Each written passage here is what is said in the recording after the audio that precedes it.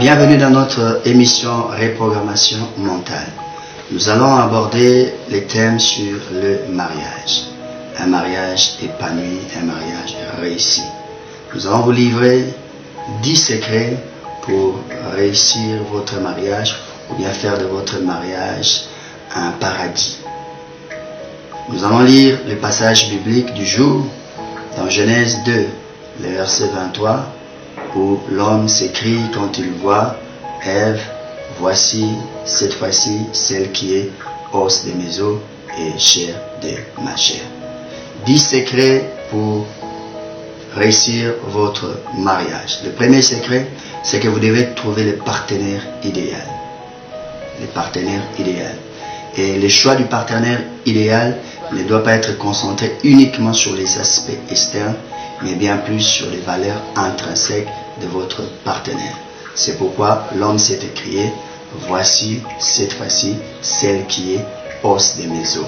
Il a vu ce qui était caché avant de voir ce qui était apparent. Donc j'aimerais vous conseiller dans le choix. Si vous voulez réussir un mariage, c'est que vous devez vous concentrer sur les valeurs qui sont intrinsèques. Ces valeurs peuvent se perfectionner, alors que les valeurs externes, les qualités externes se détériorent du jour en jour parce que nous vieillissons.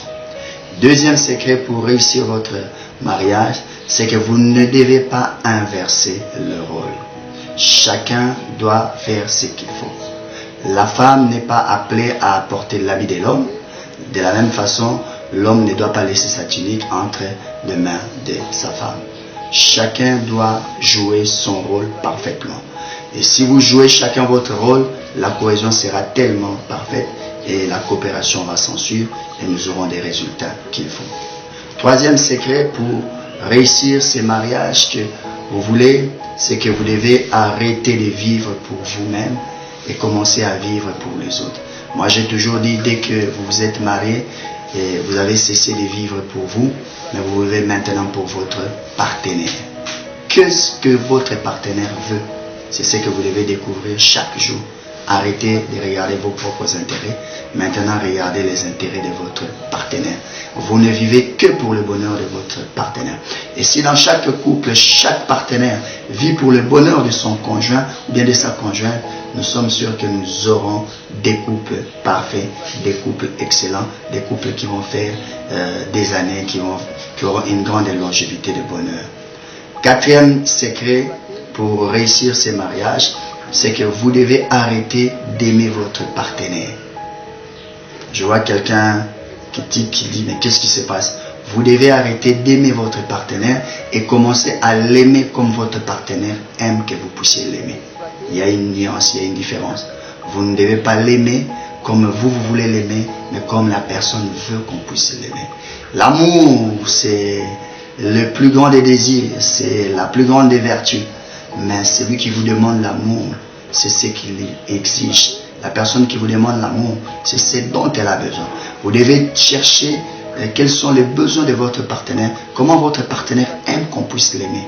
Et si vous l'aimez de cette façon, je suis sûr que les choses vont changer dans votre couple.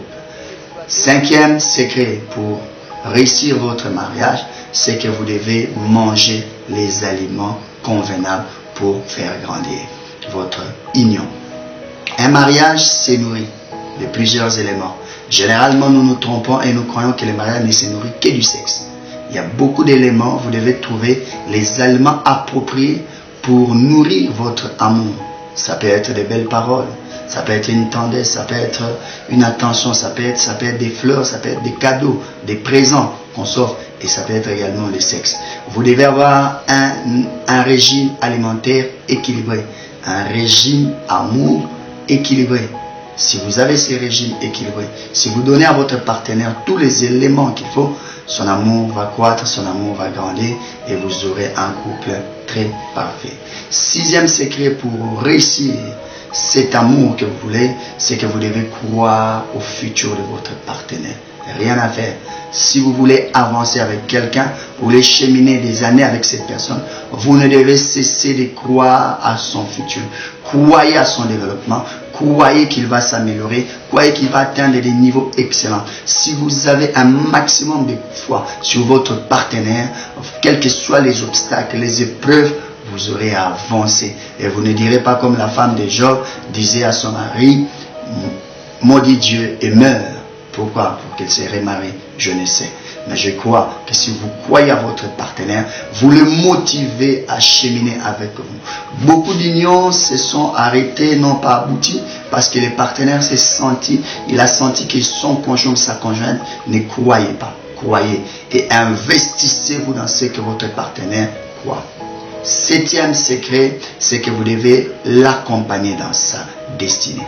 Accompagnez-le, accompagnez cette personne avec qui vous vivez dans sa destinée. Accompagnez-le dans ses challenges, dans ses épreuves, dans ses passions, dans ses difficultés, dans son succès. Vous devez l'accompagner.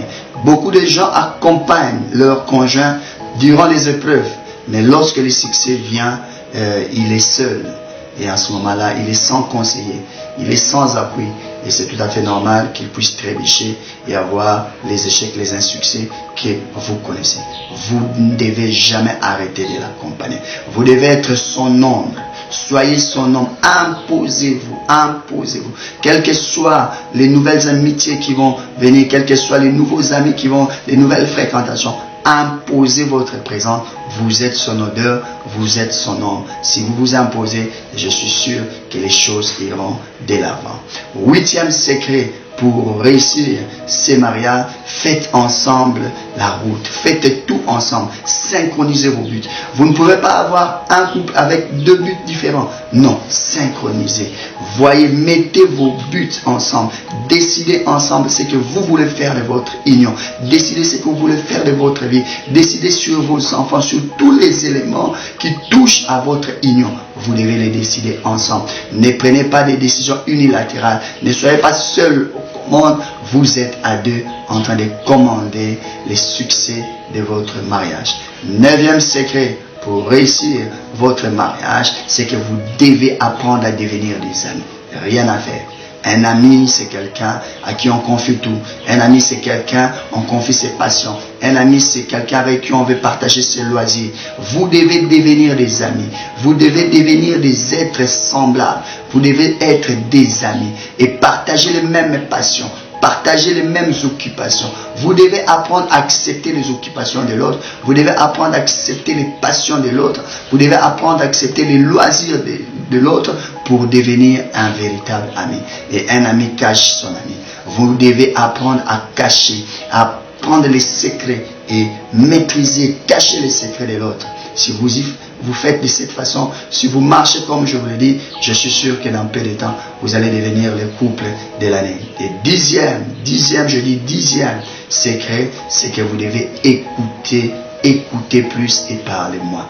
Si la nature, si Dieu nous a dotés de deux oreilles et d'une bouche, c'est parce qu'il voulait que nous puissions écouter deux fois et parler une seule fois. Vous devez apprendre dans votre couple à écouter.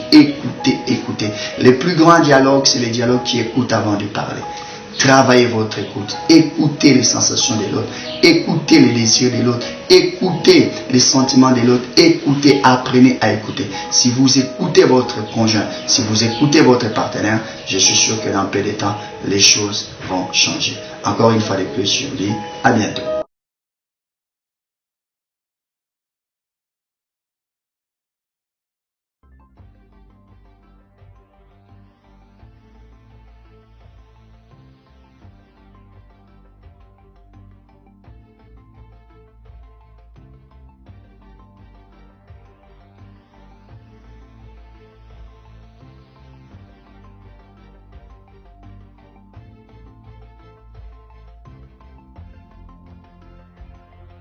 Un livre, une histoire.